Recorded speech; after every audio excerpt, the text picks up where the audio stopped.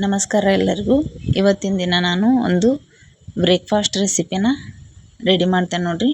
ಭಾಳ ಸಿಂಪಲ್ಲಾಗಿ ಯಾರು ಬೇಕಾದರೂ ಮಾಡ್ಕೋಬೋದು. ಅದನ್ನು ಒಂದು 10ರಿಂದ 15 ನಿಮಿಷನಾಗ ರೆಡಿ ಆಗ್ತೈತಿ ನೋಡ್ರಿ. ಇದನ್ನು ಮಾಡೋಕೆ ಒಂದು ಈರುಳ್ಳಿನ ಈ ರೀತಿ ಕಟ್ ಮಾಡಿ ತೊಗೋಬೇಕು. ಇದಕ್ಕೆ 1 ಕಪ್ ಆಗೋಷ್ಟು ನಾ ಇಲ್ಲಿ ರವಾನ ತೊಗೊಂಡಿದ್ದೇನು. ಇದು ಸಣ್ಣ ರವೆ ತೊಗೊಂಡಿದ್ದೇನು. ನೀವು ಯಾವ ಬೇಕಾದ್ರೂ ರವೆ ತೊಗೊಂಡ್ರೂ ನಡಿತೈತಿ. ಈಗ ಒಣ ತೆಂಗಿನಕಾಯಿ ತುರಿನ ಒಂದು ಸಣ್ಣ ಕಪ್ಲೆ 1 ಕಪ್ ಆಗೋಷ್ಟು ತೊಗೊಂಡಿದ್ದೇನೆ ನಾ ಇಲ್ಲಿ. ನೀವು ಹಸಿ ತೆಂಗಿನ ತುರಿ ಇದ್ದರೆ ತೊಗೊಂಡ್ರೂ ನಡಿತೈತಿ.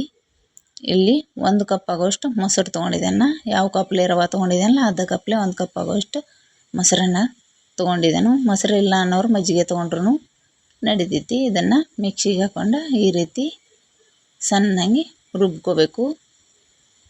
ಈಗ ಇದನ್ನು ಒಂದು ಬೌಲ್ನಾಗ ತಕ್ಕೋಬೇಕಾಗ್ತೈತಿ. ಈಗ ಮಿಕ್ಸಿ ಬಾಂಡೆಗೆ ಒಳಗೆಲ್ಲ ಹಿಟ್ಟು ಹತ್ತೈತಿ. ಅದಕ್ಕಾಗಿ ಅದ್ರೊಳಗೆ ಒಂದು ಸ್ವಲ್ಪ ನೀರು ಹಾಕಿ ಇದನ್ನು ಮಿಕ್ಸ್ ಮಾಡ್ಕೋಬೇಕು.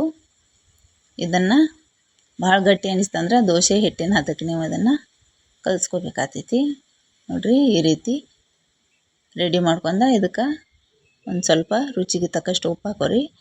ಒಂದು ಸ್ವಲ್ಪ ಅಡುಗೆ ಸೋಡಾನ ಹಾಕೋರಿ. ಇದನ್ನೆಲ್ಲನೂ ಚಲೋದಂಗೆ ಮಿಕ್ಸ್ ಮಾಡ್ಕೊರಿ. ಇದನ್ನೆಲ್ಲನೂ ನೀವು ಚಲೋದಂಗೆ ಮಿಕ್ಸ್ ಮಾಡಿ ಅದ್ರ ಮೇಲೆ ಮುಚ್ಚಿ ಒಂದು 10ರಿಂದ 15 ನಿಮಿಷ ನೆನೆಯಾಗಿ ಬಿಡಬೇಕು.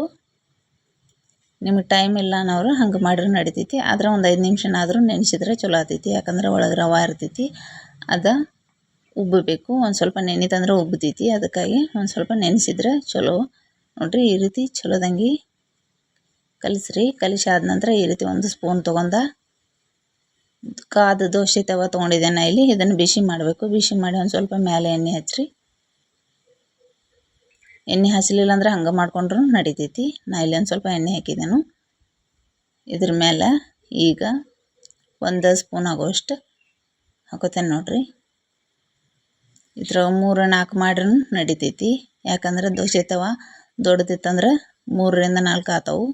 ಇರ್ಲಂದ್ರೆ ನೀವು ಒಂದೊಂದು ಮಾಡ್ಕೊಂಡ್ರೂ ನಡಿತೈತಿ ನೋಡಿರಿ. ಈ ರೀತಿ ಬೆಂದ ನಂತರ ಒಂದು ಸ್ವಲ್ಪ ಮೇಲೆ ಎಣ್ಣೆ ಹಚ್ಚಿರಿ. ಎಣ್ಣೆ ಹಚ್ಚಿ ಆದ ನಂತರ ಈ ರೀತಿ ತಿರುಗ್ಕೋಬೇಕು.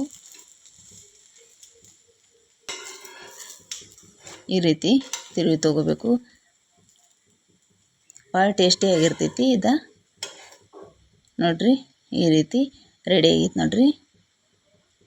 ಎಲ್ಲನೂ ಇದೇ ರೀತಿ ರೆಡಿ ಮಾಡ್ಕೋಬೇಕು. ಇದೇನು ಭಾಳ ಕಷ್ಟ ಆಗೋಲ್ಲ. ಒಂದು 10ರಿಂದ 15 ನಿಮಿಷನಾಗ ರೆಡಿ ಆಗ್ತೈತಿ ನೋಡಿರಿ. ಇದನ್ನು ಇಷ್ಟ ಆಯ್ತಂದ್ರೆ ಒಂದು ಸಲ ಟ್ರೈ ಮಾಡಿ ನೋಡಿರಿ. ಮತ್ತು ಸಬ್ಸ್ಕ್ರೈಬ್ ಮಾಡೋದನ್ನು ಮರಿಬೇಡ್ರಿ.